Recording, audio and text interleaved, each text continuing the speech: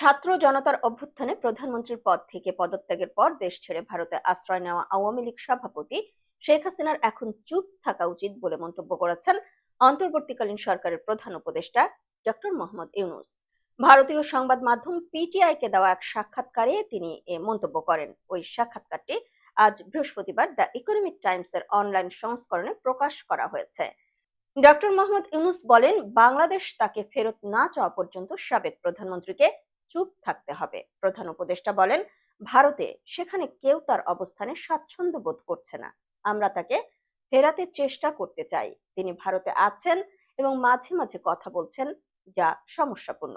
যদি তিনি চুপ থাকতেন আমরা ভুলে যেতাম। মানুষ এটাও ভুলে যেত যে তিনি তার নিজের ভুবনে আছেন, কিন্তু ভারতে বসে তিনি কথা বলছেন এবং নির্দেশ দিচ্ছেন। কেউ এটা পছন্দ করে না। ডক্টর ইউনূস বলেন, সবাই এটা বুঝতে পেরেছে। আমরা বেশ দৃঢ়ভাবে বলছি যে তার চুপ থাকা উচিত। এটি আমাদের প্রতি একটি বন্ধুত্বপূর্ণ সম্পর্ক। তাকে সেখানে আশ্রয় দেওয়া হয়েছে। তিনি সেখান থেকে প্রচারণা চালাচ্ছেন। এমন নয় যে তিনি স্বাভাবিক পথেই সেখানে গেছেন।